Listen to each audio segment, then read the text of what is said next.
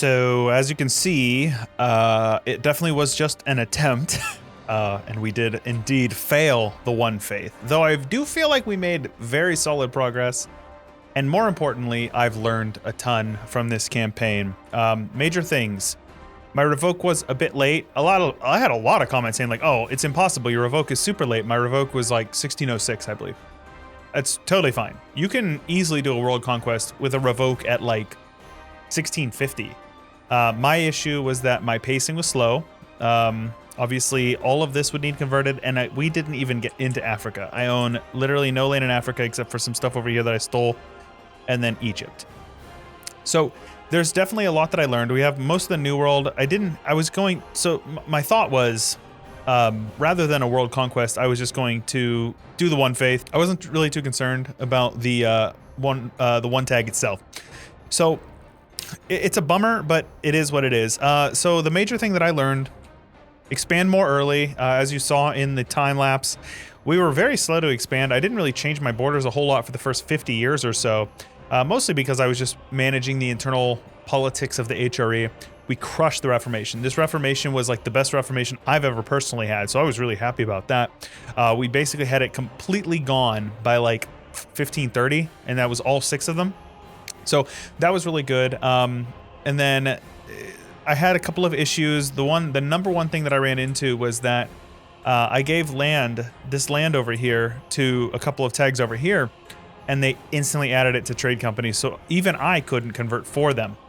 And that was the major thing that really kind of like sunk the nail into the coffin of like I don't know if I'm actually going to be able to do this. So I had to annex them, convert it myself. And then at the very end, we hit the button to become the Holy Roman Emperor.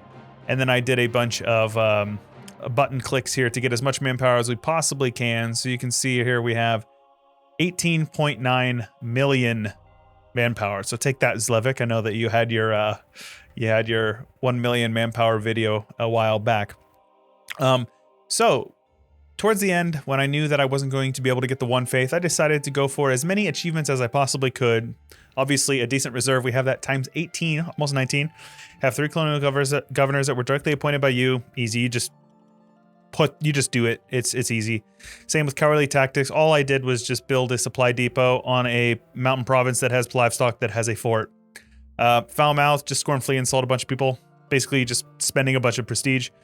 Global hegemony. Self-explanatory.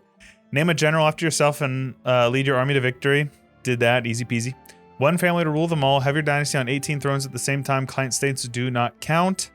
I think that one might have been legit. I don't remember. No, I think all I did with my vassals was I went around and put my dynasty on vassals' thrones. Subsidizing my love. Subsidize 3 different allies, at least 50% of their monthly income without a deficit. Easy. Voltaire's nightmare.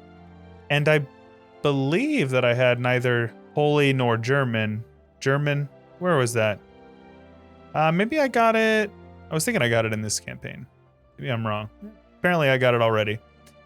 But regardless, lots that I learned. Expansion is early. I was talking to Zlevik, and he said that what he would have changed for me is I would have been wrapping up my world conquest around 1750. And looking back, I definitely had my opportunities. I could have done it. I was lazy with using my navy. There's a few things like that I could have changed, and I didn't.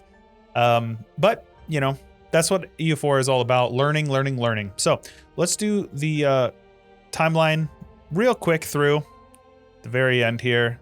So here we are. And you can see we're barely moving our borders around. A couple to get missions and stuff like that. And then we started expanding over here. Hungary and Bohemia were personal unions. Same with Milan.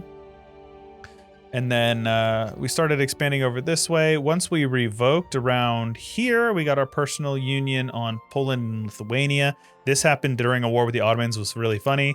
Then we started snaking because we were going to make our way over towards India to get the trade, of course. And then meanwhile, we were converting everything along the way. We were slow to get into India. I think ideally I should have been in India about 100 years earlier to really start kickstarting the economy. We had Spain as our ally literally the entire campaign, and that was super helpful. Basically, we never got attacked once. Aggressive expansion and coalitions were never an issue. We just fed everything to our vassals. Novgorod was an absolute champ. And then we just click the button right at the very end to consolidate a few of the manpower and stuff like that. You can also see over here with our trade companies, I did micro every single trade company that we possibly could get mostly. Let me see here. Oh yeah, there's a lot of lag going on right now. Oh yeah, because since we clicked the button, some of them are not done because a lot of this was owned by vassals. But yeah, so I really do hope that you guys enjoyed the campaign. I know the editing style was different from what I've done. Long Game Short edited up for me, and we had a couple of technical issues like with the sound overlapping and stuff like that. It happens sometimes, guys. I had a lot of great feedback from it, and I really do appreciate all the feedback. Most importantly, though, I hope that you were entertained. I hope that you enjoyed, and I hope that you would consider subscribing if you haven't already, and ding the bell. Leave a like if you did enjoy, and we do have plenty of ways to support the channel. So I have been doing this full time for about a month now. The support has been crazy. If you guys still want to see me doing this full time and you want to make sure that I have the time to dedicate to this, I have to make it financially stable for myself.